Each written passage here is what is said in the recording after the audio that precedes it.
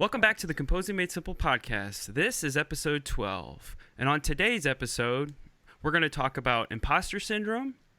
Then we're going to go into Spitfire's new library, Orbis. Also talk about CineSine LITE. And then we'll go into our picks of the week. So hope you join us for this episode. So let's get started. Composing Made Simple. We talk about something new every show. Composing Made Simple. Grab a coffee, have a seat, and let's go. So how's everybody doing? Doing good. How you doing, Curtis? Doing great. Chris? Nice and Yes. busy. Always good. Yes. Doing going well, and trying to stay more busy these past couple weeks. So. Yeah. Well, this is busy season, right? Pretty much for everybody for like music, I guess. Like that's what I hear. Well, it's been nice because while the composing work has kind of gone up a little because kids are on vacation, right? So Yeah. it's kind of good to have some time away from it a little bit. Yeah. For sure. How about you, Curtis? Yeah, I remember when I taught piano.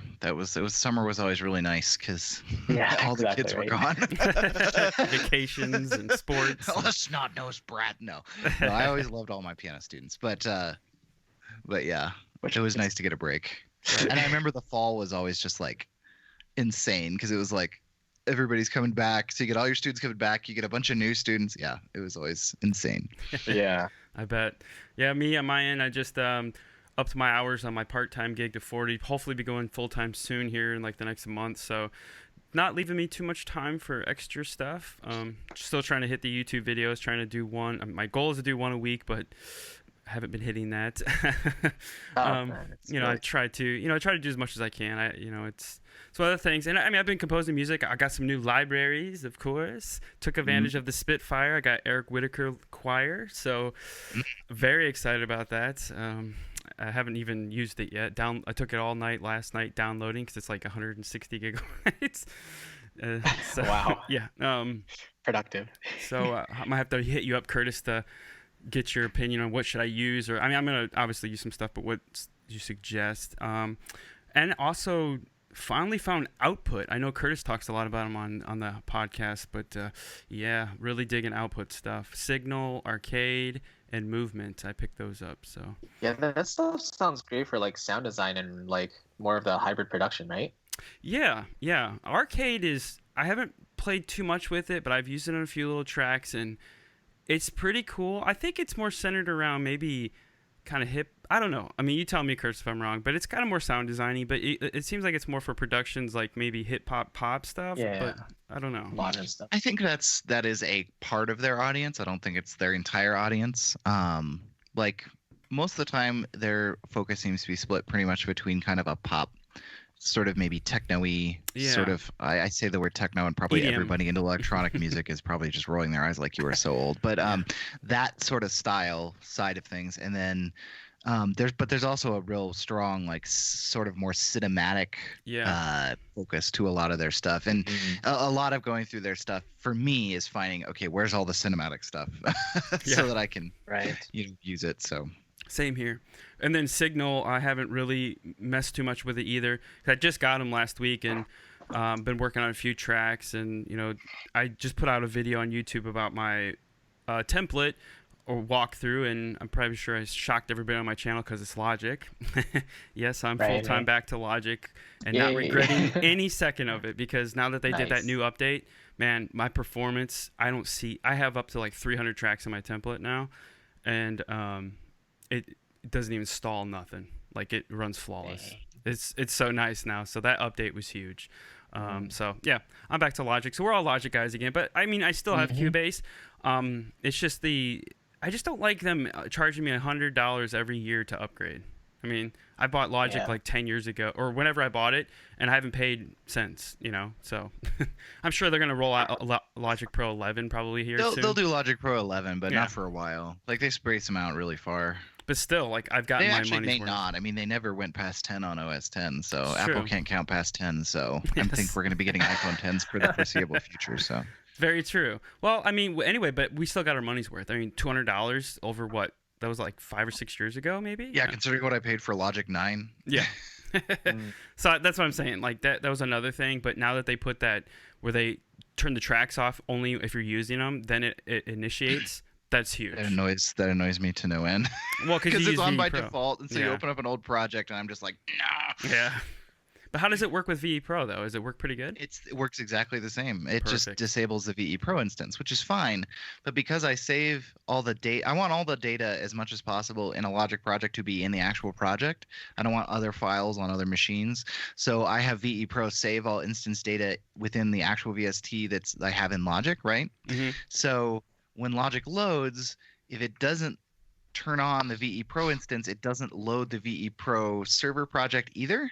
Okay. So I'm constantly going through, and I'll like go to like record violins, click on it, and then I have to wait while it sits there, reconnects to the VE Pro instance, creates a VE Pro instance, loads the patch, and which again, it saves a lot of resources, yes, but the whole point of having 4 computers running my studio is that I don't have to worry about that. It's just all available to me. So all I wish is that there was a single checkbox where I could say, stop doing this by default. Only do this if I tell you to. So Right. Do you can turn it off. Yeah, but you it's can per turn it off. project. There's no global switch. Right. Do you think though? I mean, do you think VE Pro is? I mean, I know you use it and you live and die by it, but do you think it's really necessary with this type of features? Yes. Okay. Because I'm thinking about turning my PC into a slave, but I'm having issues with the freaking screen share app. I still can't get it to work. So anyway. But, which is another nightmare. And this morning I lost sound on my PC. So that's why I'm a Mac guy. Yeah. So, because I just did an update. Like, they rolled an update out and, like, I don't know, messed up my Oh, computer. that reminds me, this is a good time to restart. So, that's why if anybody asks why I'm a Mac guy, that's why. Because usually my computer never breaks. It works. All right. So anyway, let's get into today's episode. I'm glad everybody's busy. I'm glad everybody's having good times. But we're supposed to be talking about composing, not Logic. Yes. So on today's topic, I think what we wanted to cover is imposter syndrome. I think this one affects everybody. And I think depending on where you're at in your career and how far along you've been a composer, this might affect you more than other people.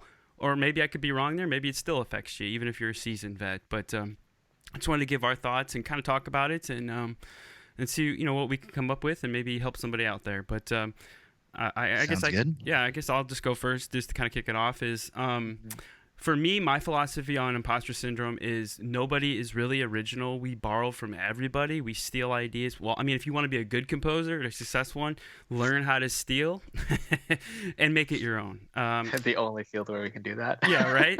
But, I mean, at this point in the game, I mean, as long as music's been around, is there really original ideas? I mean, obviously sound design and stuff, but, I mean, there's only 12 notes. So eventually we're going to... things are going to start, but that's just my personal thing about imposter syndrome. Don't worry about it. But I think if you're a beginner composer, this might, hinder you more than maybe somebody seasoned. But maybe I could be off basis here. What do you guys think? No, I think I think you're mostly on track there. Mm-hmm. Okay. Yeah, it's always a tricky topic because we feel like as soon as we take something, then people are going to say like, oh, they took this from that person and then they're not a real composer anymore and they don't have original ideas. But that's kind of how our best ideas usually come from. Like basically anything we write, honestly, right? As long as it, I guess it's most obvious with like a melodic shape or something, maybe less so with chord progressions and whatever. But even those are influenced by what we hear all the time. So yeah. I feel like for melodies especially, if they have maybe like if it's a 3 or 4 note motive that sounds familiar to us, like if we can't place our finger on what it is exactly, then it's very likely we're going to use it. If we can say to ourselves like, oh, that's definitely a thing from Star Wars or something, then to me it's way more less likely that I'll actually use that motive intentionally. But I feel like if I have something in the back of my mind where it's like, oh, this sounds really good, I can't quite remember where it's from, but I really like this, I want to use this, then I'm going to use it. And it might sound similar to someone else's work. It probably will, but it's still an original composition at the end of the day. So right. Yeah, we all wear our influences on our sleeve. I mean, you can't deny it. You were inspired, or the reason you got into this was because of somebody, either John Williams, Hans Zimmer, Alan Silvestri, or your favorite, put a name in there. Beethoven, Mozart. We all start somewhere, and we all learned how to do what what excites us, and that there's nothing wrong with that, because you're learning things. And also, we've all been programmed since day one, these chord progressions, because you hear it on the radio, you hear it all the time, 1-4-5, 1-6-4-5. I mean, all these chord progressions you hear since you were born, pretty much, depending on what type of music your parents listen to. So it's inevitable that you really can't escape it. The one thing I want to say here, a book that really helped me, because like being a creative, like nobody teaches you how to be a creative, especially if your parents aren't creatives and you grow up in a household that they're not very creative, like me. Like my parents don't really do a lot of creative things. Not saying they're not creative, but like, they don't paint, they don't play musical instruments or nothing. So like I had to kind of find this way myself. And obviously if you find people that are like you, it helps. But a book that really helped me, it's very cheap. It's Still Like an Artist. 10 Things Nobody Told You About Being Creative, from Austin Kleon. Great book. I read it, and this like really changed how I think about being a creative. And he talks about stealing. It's like, to be a proficient creative and to be the best is like, you have to, but learn how to do it the correct way.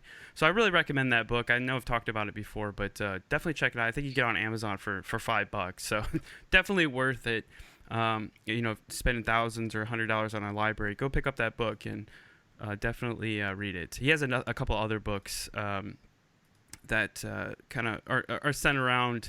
The other one was Show Your Work.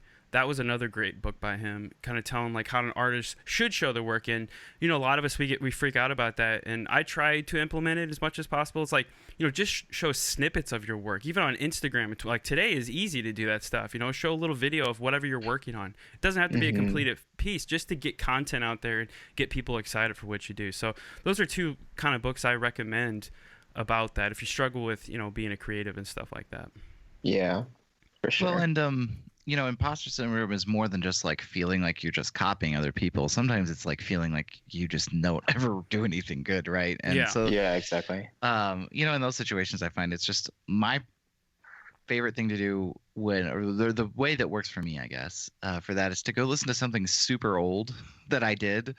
And 9 times out of 10, if I'm feeling real down on myself and I'm terrible at this, I should get out of this game, go listen to something old. And most of the time, and prep yourself up like this is going to be terrible. It's super old. You listen to it and you're like, this isn't too bad. And then that starts me kind of on the path of, oh, okay, great. All right. That's right.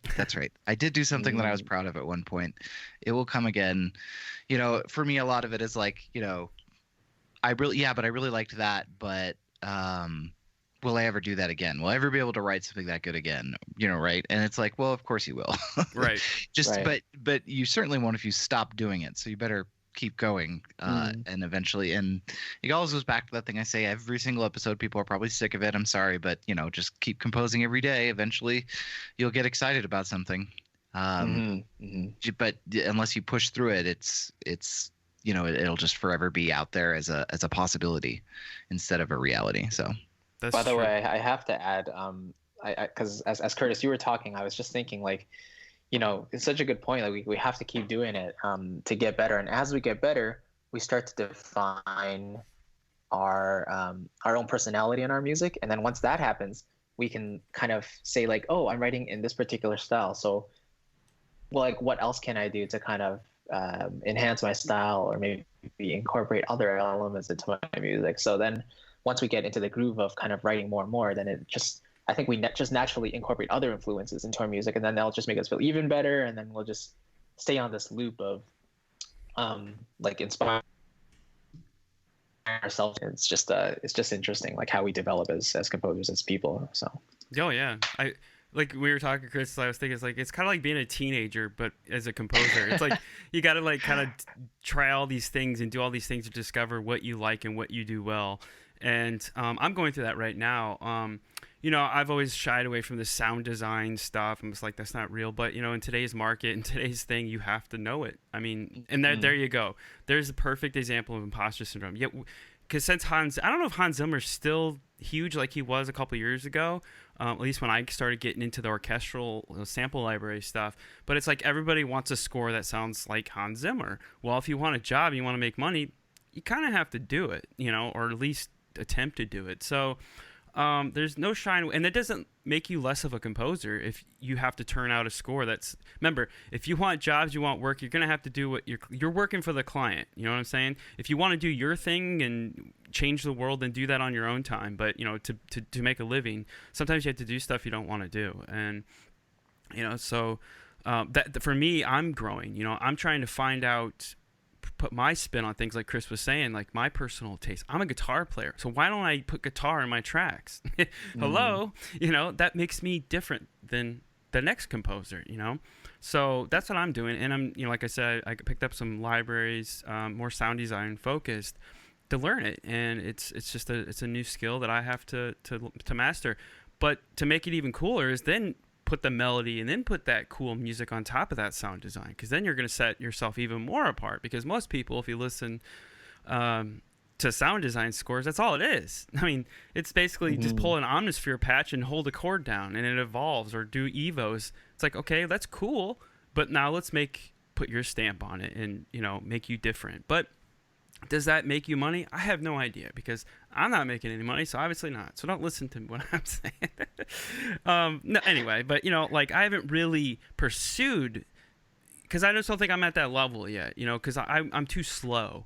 When I watch like Daniel James' live stream, or some of these guys that are do that for a living, they can knock out a track in a day. Dude, it takes me weeks. But I compose different. I'm composing complex. I think it's complex. Compared to it, but they do it every day. And like Curtis just said and Chris said, it's a muscle. You have to do it every day.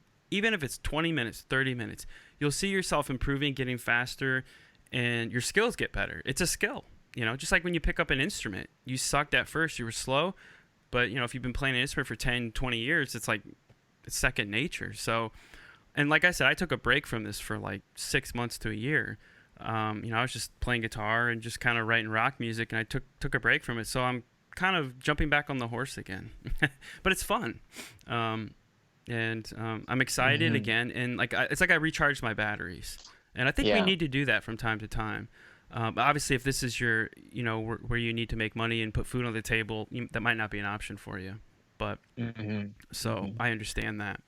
I think I, for the first time, experienced what burnout kind of feels like the past maybe like little while, maybe a month or so. But it's not a nice feeling. Like you realize as you go into it, it's like, wow, I don't really feel motivated to do this right now, because I feel like I already put so much out there already, and I just need a break. I'm not really motivated right now to do it. So it's not a nice feeling, but actually taking some time away from it is like, it's the one thing you have to do in order to motivate yourself again to do it and find the love for it again. Yeah. At least for me personally. And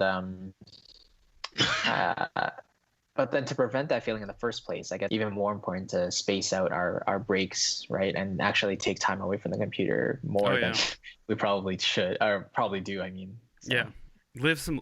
Go live a life. Exactly. Get some life experience. Especially like I know Curtis and me and I'm sure you feel this with YouTube and Twitch. Dude, it's a job in itself, and like you get burned out, and it's like, man, I got burned out. And that's why YouTube, it's like it makes me decent. It doesn't really make me much, but I mean, to be honest, I mean, I don't get enough traction. We're not in a market that gets a lot of views. I mean, it just depends on what you're doing. Even if you have 10,000 subscribers, like that's the thing. Look at people's subscribers to their view ratios on their videos. It's like, what? It's like if I have 10,000 subscribers, I should at least have 5,000 views on each video, but it doesn't work like that. So I think subscribers on YouTube doesn't really mean anything like it used to. So it's all about views. And, if you're not doing the latest like sample library review, or you know what I mean, like that stuff, like the views doesn't really happen. And at least that's what I've seen. And obviously you have to be, and with the new YouTube algorithms and all that stuff, it's like if you don't put a video out all the time, they will literally not put your video in search. Like it's ridiculous. It's really sad. Yeah, so I mean, so that it's like kind of one of those things. It's like you have to produce every day, but yet, to shoot a video, to edit a video, prepare a video, it's literally, you can sink a few hours, if not more, in one video. And so burnout happens pretty quickly. And yeah, I feel you. I just got burned out on a lot because I was like freelancing. I was busy working, and then trying to do music and trying to do YouTube, it just was way over too much. So don't stretch yourself thin. I think we're getting way off topic, but this is all important because it all kind of goes into that, imposter syndrome and being a creative. It's, I think I heard somebody say it's like if you want to love music, then don't pursue it as a career. I mean, or something along those lines. But I don't think that's real. I mean, I don't know. What about you, Curtis? You've been in this game for a while, and what do you think? I mean, is that true, or how do you do burnout? I don't know. I think sort of relating it back to the topic of like feeling like you're a fake, right? If someone is feeling that way, it's all right sometimes to feel like I've been doing this too much and to take a break. I will say that I'm always very careful about how I say that, because I do think that it's very easy to say I'm burned out because you just don't feel like it today. Yeah, and that's right. not what burnout, that's not the same thing. I've never experienced burnout, so I don't have like a lot to talk about in terms of like how to deal with that or what that is. Like I've never really gotten to a point where I was just like felt like I couldn't do it anymore. So I don't know. How would you describe burnout then? Like what do you think that would feel like? I don't know. I mean, honestly, like I see people do it. I'm like, I don't like, what is this?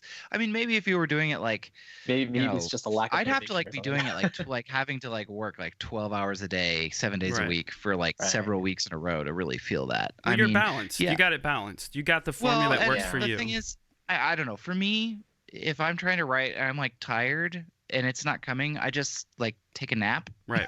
For an hour, because it's like I'm just gonna sit here for 3 hours and get very little work accomplished, or I can take a quick little nap or whatever, or rest for an hour and come back and get it done in 30 minutes. Right. And it seems like that's an obvious thing, and to me, I guess it's a lot about just knowing how to balance things, and just like I said, working 12 hours a day is not necessarily good. Productive. No, it's not. It's not even productive, right? Like if you're sitting down and you need to take a 15-minute break, take a 15-minute break. It's better. What I would say is that make sure you're taking a break because you like with intention that this is going to make things better. Not, I just don't feel like this right now. Because I'm tempted to do that, and there are days when I do that, right? Where I'm like, oh, I need to rest or whatever. It's not going to be productive if I sit down. But then, of course, if I were to sit down and start writing, 3 hours would pass, and I would be like, oh, wow, okay, well, I'm done now. So again, for me, and this is I think just a personality thing. For me, starting is hard, but once I get started, it's easy. So right. Yeah. So to me, I always try to at least get started. If that transition doesn't happen, if I start and I've been working for 30 minutes or whatever, an hour, and it's not gotten easier, then I know that it's real, right? Mm-hmm. I'm sort of thinking out loud here, but that's kind of how I guess have come up with to describe it. So, and because of that, I've never really gotten to this point where I'm just like, I can't do this anymore. I have to stop. So I don't know. We'll see. I'm doing a really big project right now. Maybe I'll have more to talk about burnout when that's done. So. Well, like I said, and there is studies beyond studies, scientific study proved that after 6 hours, a human is pretty much useless after any task. No, I'm serious. Like your production rate after about 6 hours, I think it's 4 hours actually, 4 to 6 hours, you get diminishing returns. So it's one of those things. We're not meant as human beings. This is, we're not meant to sit there and work 12 hours a day. And, I think it's just using your time wisely, being a great, if you have 30 minutes, use those 30 minutes to attack as fast as you can and get it done. And like Curtis was saying, if you need that break, go take it. My best thing is go take a walk. Dude, I have so many ideas when I go a walk, or I mow the grass or do a chore or something where my mind's just completely like wandering, especially mowing the lawn. My best ideas come when I'm mowing my grass, because like I'm just doing some stupid task I don't want to do, so my mind's just kind of like free to do whatever it wants, and that's where I solve a lot of my problems, where I just take a walk, and that's the best thing for me. But yeah, I totally agree with Curtis. It's like, don't force it. It's not gonna happen. It literally is not gonna happen. You're just gonna waste your time for 3 hours when you could just go do something else. Go study, go pick up a score, go listen to some music, and you might find an idea. I mean, I guess we're going into like how to generate an idea or writer's block, but I think it's synonymous. And like imposter syndrome, go study those. Go try to find something. I've done that plenty of times. Like, okay, what's a chord progression? I love this song. What progression are they using? Okay, I'm going to use that progression in my next tune, but I'm going to put my spin on it. So it's borrowing ideas. That's kickstarting an idea, which, like Curtis says, like I say, and I know Chris, you say, getting started is the hardest thing to do. It is. It's once you get rolling, it kind of sometimes speaks for yourself.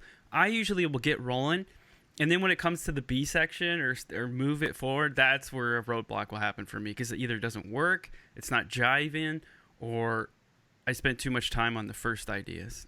Right. Yeah. You know what I mean? Right. So, and then I kind of just, my brain just kind of goes, yep, we're done. So then I'll put that piece down, and then just you know, maybe start a new idea, and then let that one sit and percolate for a while, and then I'll come back to it.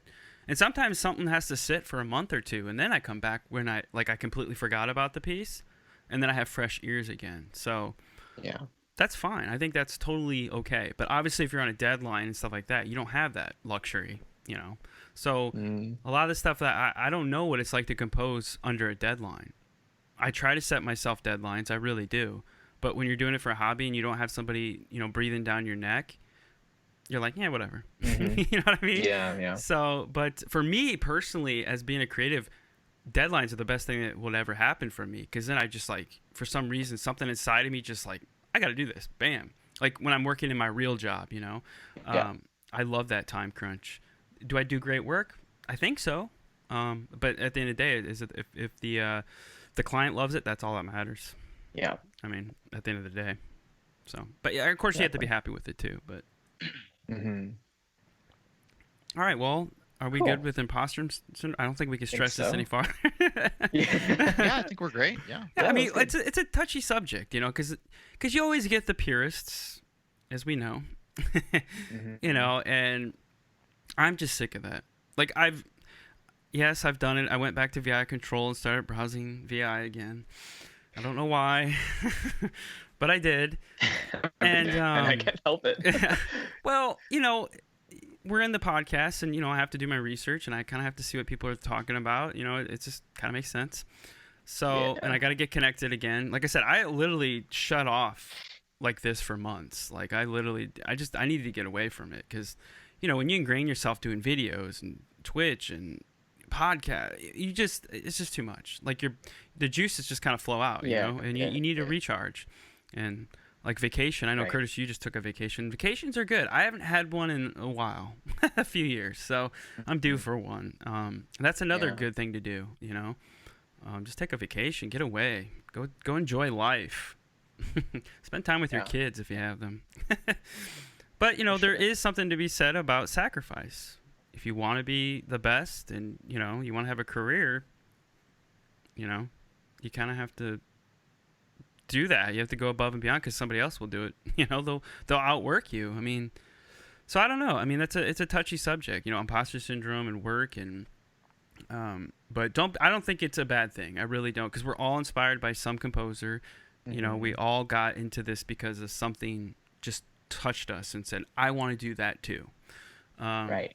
But I think there is a point where you have to say, okay, I can't lean on this anymore. I kind of have to, you know, take what they're doing and take it to the next level.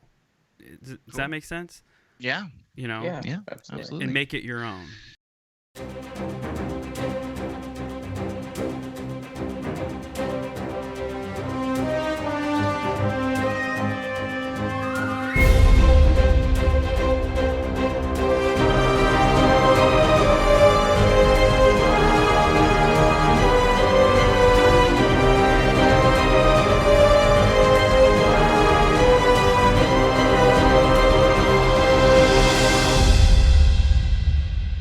So this next things that we wanted to talk about is just kind of hodgepodge of things that have been going on in the sample library world, or kind of in what's going on.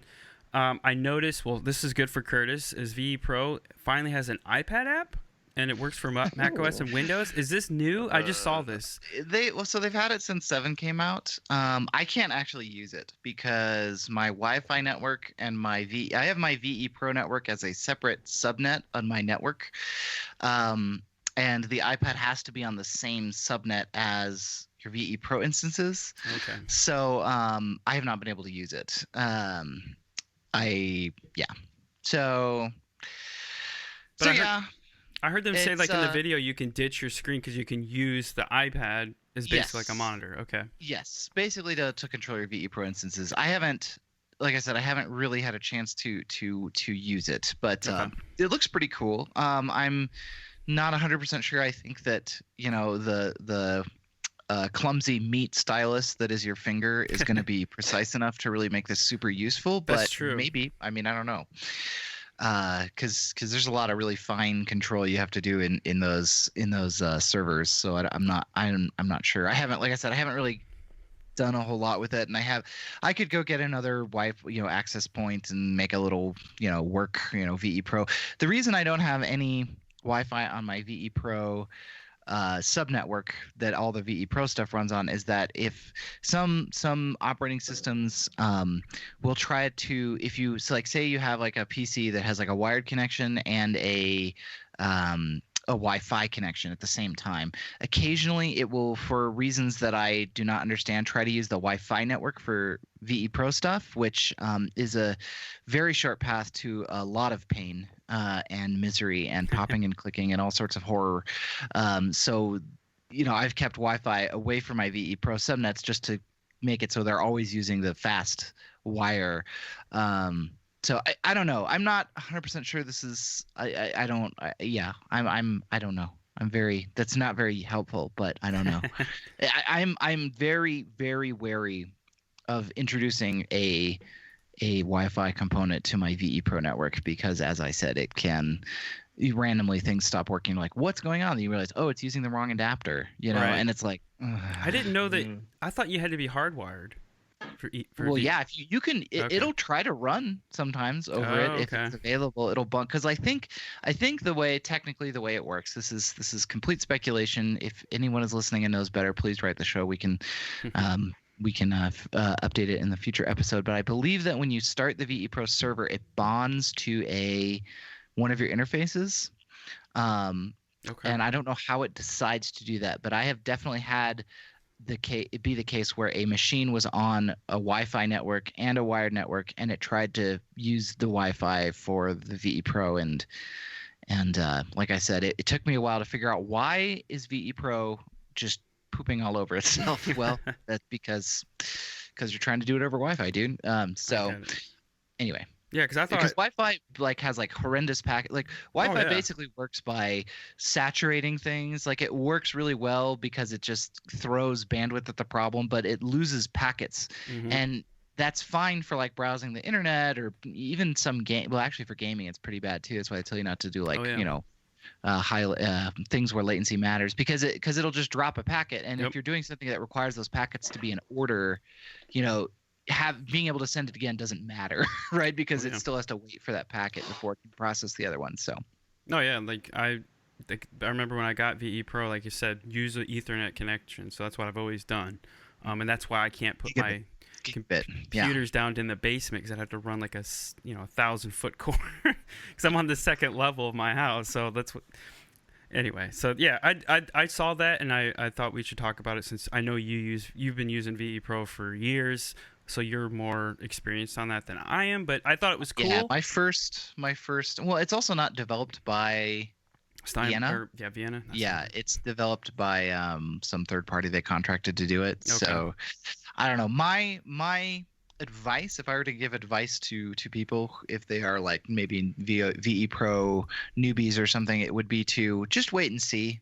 Maybe go on VI Control into the requisite forum about whatever, and just watch and see if there's any big problems with it first, and then maybe try it once if people are raving about it, go hog wild. But it may be that they fixed this bonding problem with VE Pro 7 specifically to make this work. I don't know. I don't have time to go mess with it right now because I'm in the middle of stuff. So no, I understand. But I yeah, think if that works though, on an iPad, you could just have your setup here. That's awesome. So you don't have to have a freaking monitor dedicated to your VE Pro. But yeah, when you say, using your finger. So obviously they had to do some interface to make those buttons and all that stuff maybe like like a real app where you can click and stuff. Maybe it zooms in. I don't know.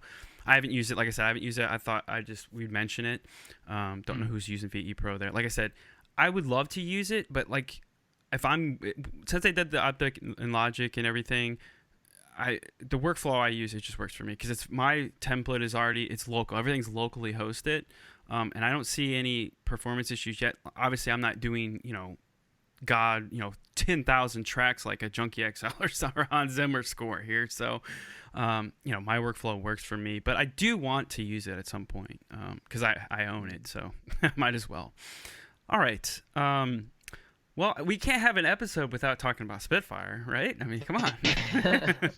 I swear to God, every time we do an episode, they just release a library. Every time. So I think we'll have like a dedicated Well, they're section. obviously on a monthly release schedule. They obviously like just have something that they release every month. Yeah. So we're going to talk about the new Orbis Synth. So this is what brought me to VI Control because I wanted to see what people were talking about. And a lot of people were kind of cool with it, but like a lot of people say it's just kind of repackaged. Is it their EDNA or something? EDNA or something, yeah. Yeah, so it's like something they just kind of repackaged.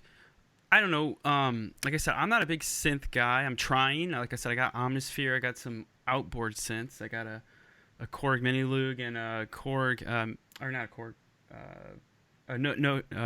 What is it? Novation Mini Nova. Sorry, and I've had those for use. And I actually used the Korg on a track of mine. And let me tell you, recording a synth for no MIDI, woo! You gotta work on your timing. So playing to a click is very important. But anyway, so what did you guys think? So I guess we can give like a little detail of what it is. So it sounds like it's like 2,500 extraordinary sounds. So it looks like they took just basically instruments. Their eDNA, that's it. Yep. So they basically took things they probably had laying around and just repackaged it, put their new synth thing on here. What's it called? And I think this is running in their dedicated engine, right? This isn't a Contact. Yeah, their own player. So I think from now on, every new library is not going to be Contact. I got the new Eric Whitaker library, so I'm really cool to check out their new engine because the only thing I have is Labs that runs on their engine. So. And I know, Curtis, you love Eric Whitaker library. I do. Yeah. I do. I'm able to make really good stuff with that.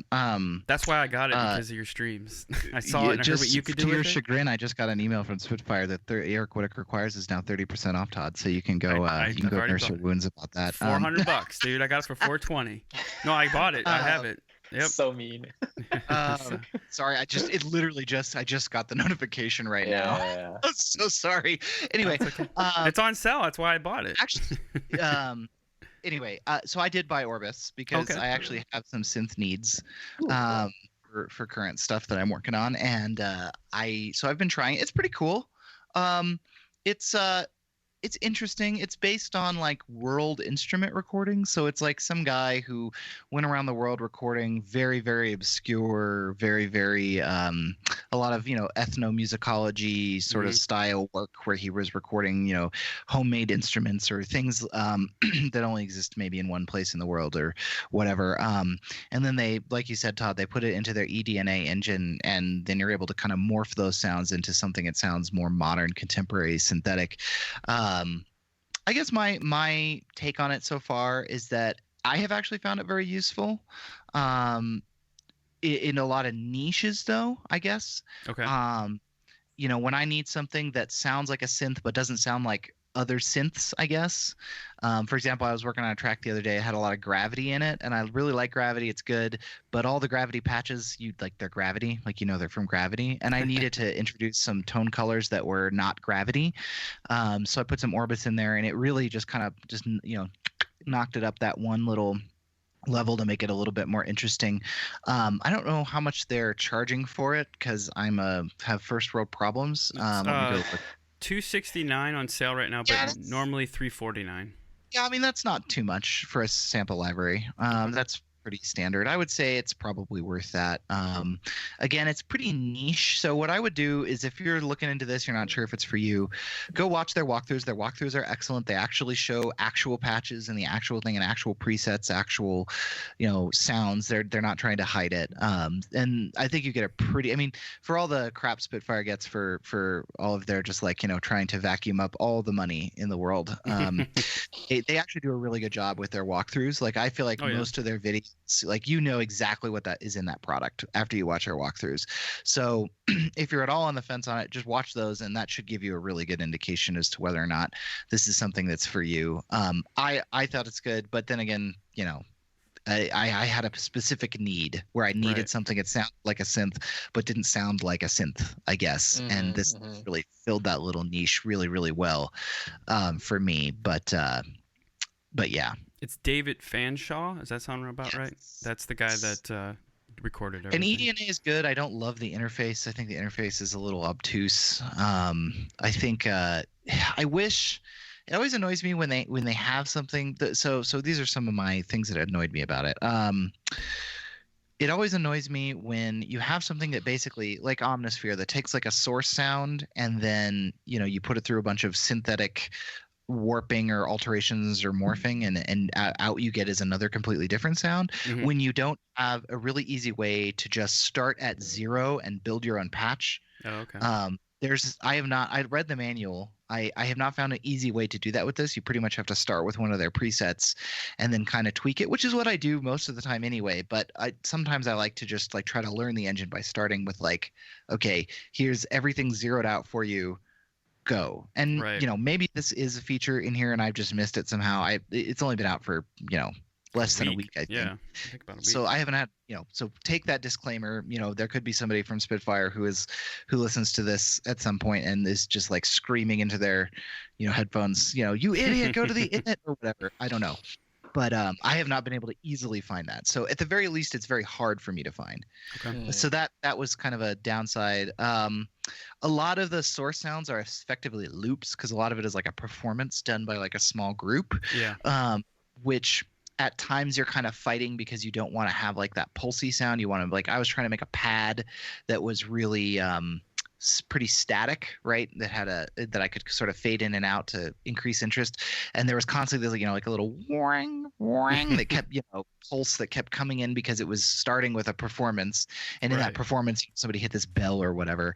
And so that was just in the sound. And there's nothing I can do to remove that because it's in the source sound, except for choose a different source sound, which completely changes the texture. And so, I mean, that is not perfect, but I really liked it. It's good. I mean, cool. I don't know how much Omnisphere costs, but if you don't have Omnisphere, buy Omnisphere first, then this. But it's good if you're just trying to, like I said, fill out a niche. Oh yeah. Well, there's 2,984 sounds, 1,246 loops, 1,221 one shots. I don't know what that is. 517... Yeah, they're it's somebody hitting a bell, basically. Okay. Yeah, 517 pads, 201 presets. So this is kind of like a Okay, I'll probably get flamed for this, but kind of what they have is what you get, kind of, and you can kind of tweak as it is. Is that kind of gel with what you're saying, Curtis? It's kind of like a preset library? EDNA is very robust. There's a lot you can do to it. Yeah. I mean, when you say it like that, it sounds like you're kind of stuck with what's in the box. No, I'm sure you could make some pretty cool stuff with this. It is going to take you a lot of attention and time to be sitting there fiddling with, offsets, pans, blah blah. So it's a sound designer thing. It's more sound design. I do not love EDNA. I think it's very obtuse. I think it needs some. I think it could be clearer. I think the text could be larger. But it's very pretty. And it's in the new Spitfire engine, which I mostly really like. It's really come a long way since Hans Zimmer strings. I feel like it's really stable, and some people on VI Control were saying it's better than Play and Contact. I'm like, it's about the same. It's sometimes it has problems, sometimes it, but it's no worse than them. So I mean, Contact in Play, hardly ever have issues with them. I mean, they're pretty stable at this point, especially Play. I mean, dude, if you go back 5 years ago, the Play engine, holy good God. I never have problems with Play, and I see people on VI Control specifically just endlessly complaining about Play and how they hate it and it's so unstable for them. I have no problems with it. I have many more problems with Contact, and I don't even think that's Native Instruments' problem. I think it's like because there's so many third-party libraries that can the do all scripting sorts and of stuff. people try to do stuff but that's this not makes Native sense Instruments. for Spitfire. Right. They just need to make their own thing and be what they are. And Agree. And like I said, they are the Apple of sample library developers. And then I say that all the time, but they are, okay? Their approach is the same. Their minimalistic design. Oh Jesus, their names escaping me. Christian and Paul, the owners of Spitfire, are Mac guys. So there you go. So anyway, Yeah, Chris, I really liked it. what do you think? I mean, is this something in your wheelhouse? Do you see yourself using this, or? This specifically, probably not. I think the only thing I've seen of it is like the trailer itself, and the sounds do they do sound very organic and pretty cool, and I could definitely see it for pad work. But I already have a few synths that cover kind of my pad needs, and so I think for my style of music, I don't really see a need for it. So personally, it's interesting to see Spitfire come out with all this stuff, but do you need I it? just think on my end, I definitely do not need it. Well, for what you do, I don't really see a need, but there might be a day where, you have to do that thing, the sound design, and you're going to need something. But like Curtis said, Atmosphere. Like, Atmosphere's got you covered. They got all this stuff in there, and you can warp it, morph it. But it's always good to have other tools because, like Curtis said, it's always good to have tools in your toolbox, obviously. And that's what I'm trying to do. I'm trying to branch out and try to get new stuff that I wouldn't normally probably do. Increasingly, Spitfire, I think, is putting out these libraries that are pretty niche. They're not designed so that they appeal to everyone. They're just appealing to people who need to fill that little niche. But what more could they do now? I mean, you know what I'm saying? What more libraries can they do? They got the orchestral ones done, and their business. They got to make money. So yeah, well, and also, I mean, professional composers need that because sometimes you're on a project and you got to turn it in tomorrow, and you need something that just does that, and you have $300 sitting around because the client just paid you up front. So that's what these are, I think, are for. I think that's what Hans Zimmer Strings is for. They're not these like massive, like we're expecting everyone in the world to buy this library. They're just an offering, take it or leave it. Yeah, and then they also release, I don't know if I'm going to push this, Hashchaska Composer Toolkit. That was something new. Oh, yeah. That one looked really cool because I really like prepared piano. And I know that has a lot of prepared piano. I just don't like, and this is a great example. Like right now, I don't need prepared piano. Like if I'm, if later I need prepared piano, that's definitely going to be like one of the first places I go. Right. So it's the same idea, right? If you need prepared piano, it's worth looking at. Yeah. But I mean, like I said, when I first got into this, Spitfire was the company that spoke to me because I just like their design aesthetics, just what they represent, their brand. I love it because it reminds me of Apple, and I love Apple. Apple's, we need to talk about them a little bit, but lately, I'm not as gung-ho about Apple as I once was, but like I said, I have a Mac and a PC, and I just prefer to work on a Mac. It just works for me. But yeah, I mean, I think from what I see, it looks cool. I own a lot of Spitfire libraries. I mean, I should be in their club or something. They should send me a shirt. But anyway, so that's good. I don't think I'd pick this up, but like I said, if there's a need, if I need it, I definitely would look at it. It's there for you. Yeah, and it's like it's like $300 or whatever. Mm-hmm. All right. But I have Omnisphere, and I don't even utilize the power that Omnisphere offers. So and with the unfinished expansions, and you can make unfinished is so good. Everyone should go buy everything he makes for Zebra. Go buy Zebra. Go buy the HZ Zebra, even better, and buy all of his presets. They're so good. That guy. Yeah. Oh my gosh. Yeah, they're amazing. I love his Omnisphere stuff. I picked up. His Omnisphere stuff is also good. Yeah. The one that's like more Oriental focused? I can't think of Pangea. Oh, Pangea. dude, That's really good. Yeah, love it. all man. of them are good. I just went and bought all of them just recently, and just and I'm just overwhelmed with how it's like I pick out anything and it's always good. Yeah. So, And then obviously there's where the imposter syndrome, because now everybody else has the same patches where you kind of have to, morph it into your thing. But no, I usually use them for beds, and underneath where you can't really. yeah, They're more of a feel thing. I don't think that's a thing. I think using someone else's preset is fine. Using someone else's melody is not. Okay. Right. End of discussion. No, Let's I agree move on. with you, man. I'm 100%. All right, so let's move on to our next one. This is kind of a little thing. I don't know if a lot of people are going to be into it. But CineSamples released CineSine LITE. Is that right? Yeah. And I know I posted this in the Discord, and Curtis said, "Oh, this is cool." So I'm not really familiar what you would use this for. So enlighten me. So I've been doing actually this exact thing for forever. So I have a VST from 8DO called it's one of their V8P ones. It's basically samples of old synthesizers. So it's an old synthesizer's sine wave, right? Yeah. And what I've been doing for a long time is that if you take all your string notes and you just double them on this sine synthesizer, it just fills it out. And it makes it feel a little bit bigger and nicer because it just fills in all the little cracks, in the thing, and it just and you just do it really, really quietly in the background.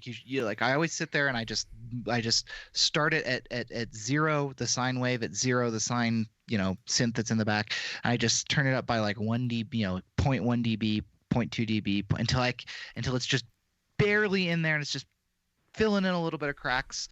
Then once I get it high enough that I can suddenly pick it out, I just move it back down. I just keep it really, really quiet. You shouldn't be able to hear it. Okay. And that it just really helps. And that's what this is basically. It's just designed for that. It's just a thing designed for that. It's a cool little fun little trick to make your especially strings sound a little bit fuller, fatter, and nicer. Yeah. Okay. And you really want to keep it really low, and don't put a filter on it. Don't do anything to it. Just a little bit behind it. And like I said, I just take all the MIDI data out of my strings and I just copy it up onto that synth to just create, and it's amazing. It makes a big difference. You do this, and then you throw it through and this is a little bit off topic, but you throw it through a plugin called Gullfoss. I heard about this. Which is it's very hard to explain. I actually got it from Daniel James. He was mentioning it. It's not the waterfall in Iceland. It's a Gullfoss by Soundtheory, I think is what they're called. Basically, it uses some psychoacoustic models to do EQ, to do a dynamic EQ every 1/10 of a second without distortion, by the way. It's a really cool. You do that plus this, and you can get some really lovely string sounds out of it. And without doing a lot of work, I guess. Because with Gullfoss, you move. There's 4 knobs. You just move a knob a little bit, and then call it a day. So. And it is Soundtheory. Yeah. This isn't like AI, right? This is it's all.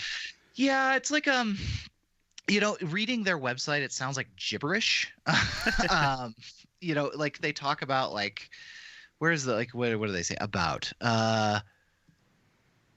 Gullfoss, blah blah blah blah blah. Where's the they explain it. It's Gullfoss computational auditory perception technology. I mean, it just sounds like just total bunk. It can't possibly be real. But it's amazing. You just move that recover knob up a little bit, and all of a sudden everything just starts to shimmer and shine and sound really lovely. And you can watch it doing its work, and you can see the little EQ constantly adjusting. It's really lovely. Cool. And from what I can tell, there is 0 distortion. Nice. From it at all. This is an idiot's for EQ. Yeah, I mean, I would be careful about using it too much, and I would keep it down in the single digits percentage wise. But it's pretty cool. Yeah. It reminds me of Fab Filter a little bit, like the UI. Which I love. Yeah, the equalizer is capable of changing its frequency response more than 300 times per second without introducing audible artifacts or degrading signal quality.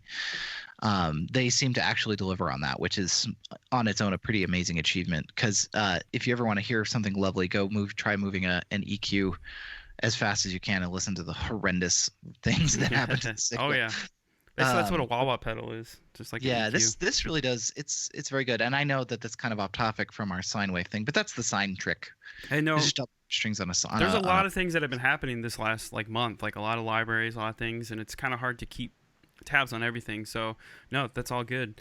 Like I didn't even know about it, and I think I heard it from you, Curtis. Actually, you tweeted about it, and Yeah, I saw it on the Daniel James stream. Yeah. He just was like, "This is Gullfoss," and he had the same thing where he was trying to explain it, and he was kind of having a hard time. Oh no, it is 2 L's. Sorry, I was trying to make sure I got the URL right. Yeah, it's really cool. I'm interested to see if this company comes out with other plugins. oh, I'm sure they will because they seem Compressors. really, Yeah. really, really good at what they do. So I'll have to check it Yeah. out. Did they do a demo or like a yeah, they've trial? actually got demos where they like take like a trial? piano Do you, and do then they apply. Oh no, I don't know if they have a. Well, I think they do. Might have a no, trial. they do try Yeah. now. Yeah, they do Yeah, have try now. now. They Cool. also on the site there you can go down and they've got like A/B tests with it and without it. Awesome. So you can kind of hear what it does. Yeah, this is Yeah, another thing that I'm trying to work on is production. Well, I like things like this because they don't require me to like put in hours of work yeah. tweaking knobs. Like I just move a knob until it's mostly there, take it or leave it, and then move on with my life. Cool. It's great. So Chris, anything that you saw or anything you want to add?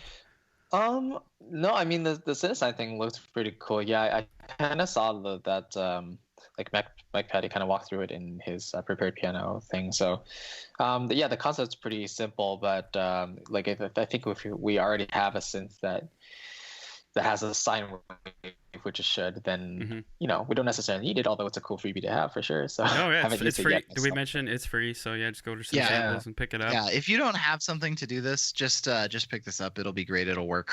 Exactly. Do you put this on the Yeah. instrument track or do you put it on a bus? I put it. No. You're talking about Gullfoss. No, I'm talking about CineSine. CineSine is do actually, I either, think, an right? instrument. Like you actually have to Okay. go copy MIDI data up to it, and then you copy a track.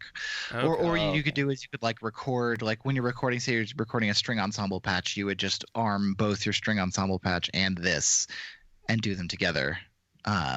See, that's where I'm losing. It's like, so how many instances of CineSine would you run? Multiple or just? I would just run one, and I would put Okay. all the MIDI data from my strings. Like say I had like I split out my strings. I know some people don't do this, but I split out my strings into violin 1, violin 2, viola, cello, and bass. What I do is I grab all of the, like when I'm done, I grab all of the regions, I join them into one mega region, and I put it on the sine wave. Okay. And then like I said, I set it to 0, and then I just mix it in until it's barely doing anything, and it just sort of you'll feel it kind of just fill the sound out. Just make sure you don't have like modulation or expression data on it, because On you that want track. it to just be just a simple sine wave, and you control it entirely through volume.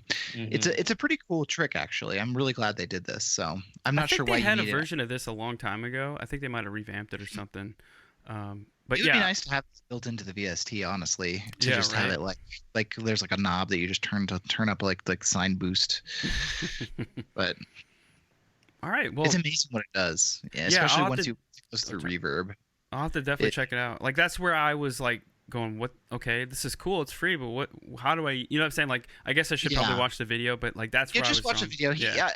I watched the video like, and I immediately knew exactly what they were talking about because I've done it before. I don't remember where I initially saw that you could do this. I definitely did. This is not original, but Yeah. I'm sure it's been but, around for years, but probably on VI or something. People probably post about it, but yeah, I'll definitely check it out and try to utilize it. But I thought we should mention it. And Gullfoss, Gullfoss, Gullfoss. the CineSine LITE, by the way, also has some pink noise, which apparently also Yeah. does some stuff. So they're probably doing something a little more advanced than just a sine wave, but Yeah. It says, worth try, messing it says with try it. adding it to any tonal pitched instrument. It pairs well with full range patches, giving an added warmth, body, and sustain. So Yeah, it's I kind of like a it compressor. best on strings. I've tried it with brass. I've tried this trick on brass and other instruments. I don't like it nearly as much as other instruments, but with strings, it just makes them sound really, like I said, really lush, Yeah. full. Yeah. What this reminds me of is a compressor for like my guitar. So like it gives it more body and Sort of. yeah. Well, you know what I'm saying? Like I'm just trying to get my head around like why I would use it. It's not because like a compressor is like a signal volume, Right. signal level changer. This is more of it changes the character. It's more psychoacoustic when you do Okay. this. Okay. Right. Perfect.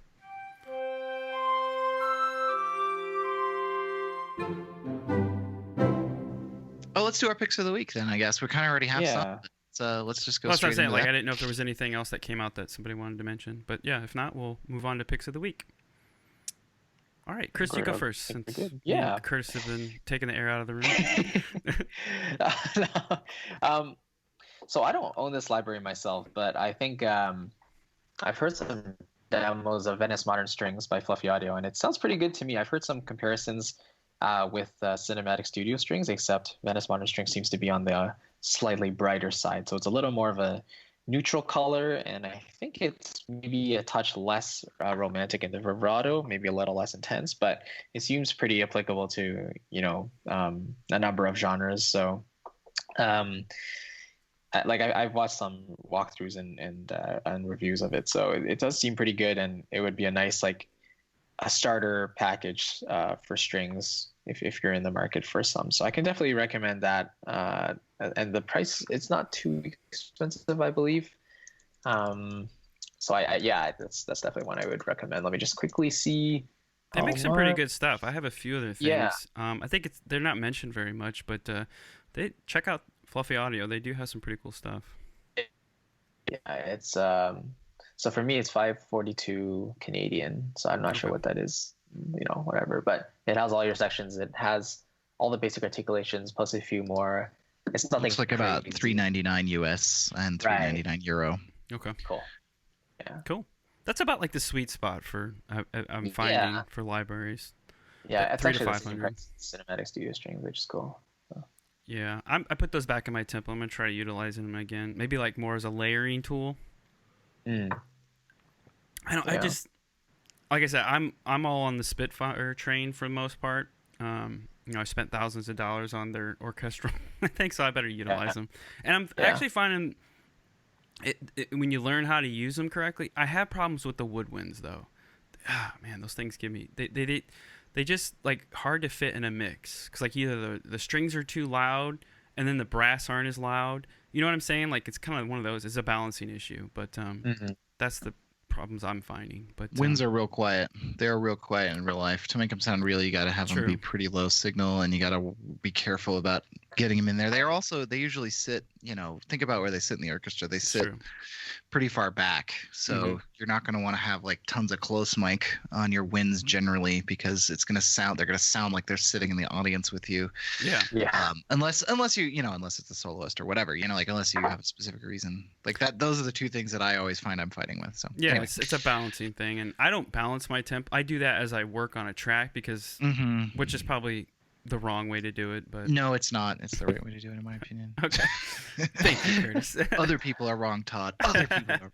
Well, it's we're dealing with fake. I mean, let's just say it. I mean, it's not a real orchestra. Which you tell them to play it, they play it, and you capture it. Yeah. We're dealing with software instruments, so it's we're juggling. This Venice that. Modern Strings looks really cool, by the way, Chris. Good pick. Yeah. I think it looks like All right, my pick of the week is the Roli Seaboard, which is a MIDI controller. It's like a touch surface, basically. So it's really a bizarre instrument because it's sort of like it's like a rubber keyboard. So all the keys are very bouncy, and you can move your fingers. And the idea is that it has a bunch of patches made for it, and some people make patches for it. You can like slide your finger around on this keyboard, and it will like pitch bend, or you can slide like if you like say start at the bottom of the note, like almost like your fingers falling off the note, and you move toward the top of the keyboard, it'll change the tone color. It's really interesting. It's really fun for synths. Found some good use for it because it can do some cool stuff. It can do some cool stuff like you could like say play a C major chord and then slide up to an F major chord, and all of those notes will pitch bend up to the next chord independently. Yeah.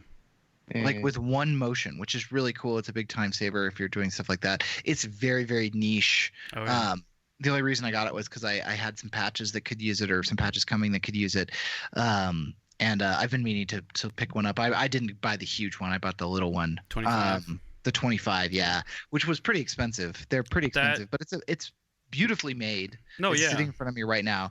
The build quality is definitely like Apple level build quality. All the MIDI controllers on it the faders are beautiful. They're all these touch faders that are just really nice to use.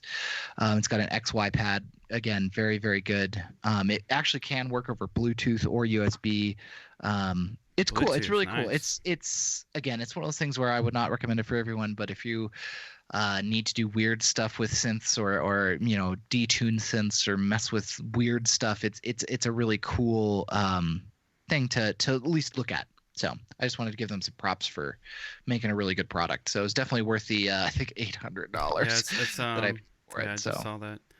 The 25 key is $849 American, and the 49 is about $1,200. yeah, the 49 is super expensive, and from what I can tell, the 49 I don't think is as capable as the 25. I'm not sure. No, it looks the same. It looks about the same. Okay. It's just bigger. I mean, Yeah. I remember when this was released, and I was like, "Wow, this looks cool." And then I saw the price. I'm like, "Yeah, it's okay." Yeah, there's a reason why it costs that much, I guess, is what I'm saying. is Because that of the it's- build quality, like you Yeah, said. the build quality is like super high. Yeah, it's nice. It's a lovely product. Oh, and If then they you- have the if you're in the Seaboard. synth realm. They have a Seaboard block, which is $349. Yes. Yeah. Yes, the Seaboard block is where most people should probably start. But yeah, I remember seeing. I think they just did a Kickstarter for some new product to learn piano. And it looks very. Somebody shared it in the Discord. It actually looks really cool. It looked pretty. It looked beautiful. I don't know if Chris is with me on this one, but I'm not a big fan of piano pedagogy that way. But that's my that's my. I've seen like 1,000 apps, or I mean 1,000 advertisements for an app Signal, and I'm like, I mean, it looks cool, but I always think a teacher, like a private teacher, is the best way to go personally. There, I you don't heard know. it from the horse's mouth. People actually play piano. I don't, so they're trying to get me because I'm. I mean, it's not that it's not helpful. That's not what I'm trying to say. I'm just saying. Exactly. Well, you're skipping, and like for somebody like you, Todd, who knows what they're doing in music and just wants to increase their piano skills, probably it could be really good. Yeah. What I worry about is that they're gonna sell this as mass market learn piano with this like thing, and it's like, well, what if you got a teacher though? That's true. But So the many thing apps is like you're bypassing like how to read music, because isn't it just showing you the notes kind of? Yeah. So Also, I mean, is it going to tell you the correct hand position to have nice curved fingers, and is it going to show you the it's just like we know how to do this. Maybe we should reach out to them and see if whenever it releases, maybe we can get a review unit. Like maybe I don't know. Maybe by then the podcast will be huge. That's right. All right, so my pick of the week is, I kind of mentioned this at the top of the podcast, is pretty much everything by Output that I've bought so far. I think it's really great. I know Curtis mentions them a lot on the podcast, but I recently just picked up Arcade, which it's a $10 subscription a month. They give you the first 30 days free to try it out.